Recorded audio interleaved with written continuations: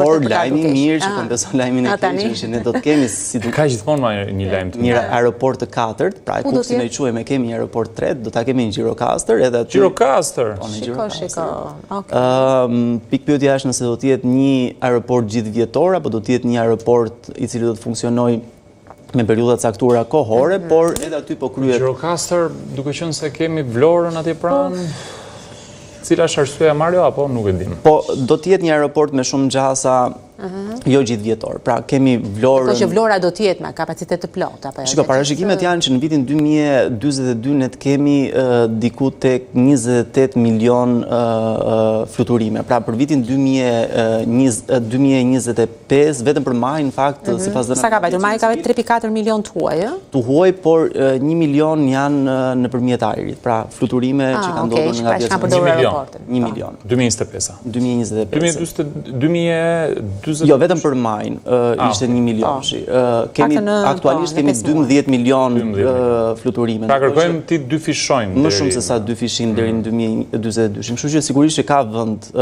Parashikimet janë që Vlora për 3 vitet e ardhshme, pra për 2026, 2027, 2028, ti marrë një pjesë të konsiderueshme deri në 15% të fluksit të udhëtarëve në Rinas pritet që të kalojnë në Vlorë, por pritet më pas që Tirana të rimarrë ata me paketën e maleve, pra pritet që të ketë zhvillime edhe në Tiranë, në këto zonat që ne i quajmë ende periferike, pritet që të ketë zhvillime të konsiderueshme, pra investime, kështu që pritet që të rimarrë ata udhëtarë, jo t'ja marrë Vlorës, po të ketë shtim dhe automatikisht të kalojnë atje, kështu që edhe Gjirokastra pritet që të ketë atë pjesën e vetë tortës, se sa do të jetë ajo pjesë torte, do të jetë një copë e madhe apo jugun e Shqipërisë do ta pajisi me 2 aeroporte, ndërkohë këtë në veri në Kukës që na doli dhe jashtë përdorimit, ndoshta duhesh e menduar për po do të ketë edhe aty zhvillime, por presim gjithmonë politikën që të do ta lëm vetëm për Anglinë, fluturohet nga Kuksi drejt Londrës. Edhe ajo nuk rezultoi aq. Nuk u bë as ajo. Atëre, mirë.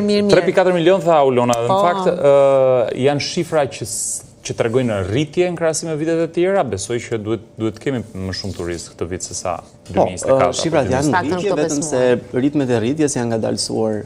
Hajde ta kuptojmë. Ç'do të thotë? Ideja është që sigurisht që po vinë më shumë turistë, vazhdon ai kurioziteti që të na mbajnë. Nga Australia janë më gjepsur me Shqipërinë, ka një rritje nga Australia. Po, nga Australia janë të shumtë ata që po vinë, vazhdon Italia që të kryesojë, madje Italia po ja kalon edhe Kosovës. Kemi pasur në një vit 4.2-4.3 milion qytetarë të Kosovës, paktën për 2024, më duket sikur Italia po kalon në revansh. Italianët vinë për të rregulluar dhëmbët ose për qëllime tjera. Honda është bërë një prej Unde floke një pajisje. Edhe për të lënë drogën, po në këtë drejtim si? Edhe për të lënë drogën? Jo vetëm për ta lënë, pra për ta filluar. Një prej fenomeneve që në fakt sigurisht nuk është vetëm i Shqipërisë, është që shumë prej turistëve që vinë fundjavë ditës vinë për të pushuar. Për arktim. Edhe shumë prej tyre janë përdorues lëndëve narkotike. Ka edhe shumë nga ata cilët e teprojnë me lëndët narkotike apo përfundojnë në urgjencave, ka një rritje të konsiderueshme në të gjithë urgjencat të huajve. Të huajve, cilët vinë për shkak të intoksifikimit, sepse edhe alkool kombinim me lëndë narkotike, por ka edhe shumë nga ata cilët i drejtojnë qendrave të rehabilitimit, shumë të huaj cilët vinë në Shqipëri, për shkak se atje ku ndoshta ku jetojnë nuk duan të ekspozohen e tjerë, ndoshta zgjedhin një vend huaj për të qenë larg syve të njerëzve që njohin.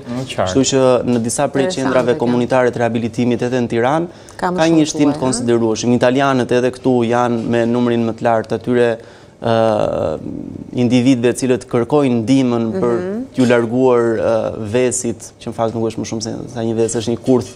Mirë, aty pastaj mirë, shpresojmë që do të marrin dhe trajtimin e duhur, dhe sa gati janë dhe qendrat tona të rehabilitimit. Po, ndoshta gjejnë dhe çmime më të lira në gjithë këto drejtime, pra edhe tek turizmi dentar, edhe te flokët. Po, për momentin vazhdojmë që të ofrojmë çmime të lira si në drejtim të fluturimeve, pra të udhëtimit, si në drejtim të akomodimit, po edhe në drejtim të këtyre shërbimeve, pra ku shkohet atje, vazhdohet që të ketë çmime të lira.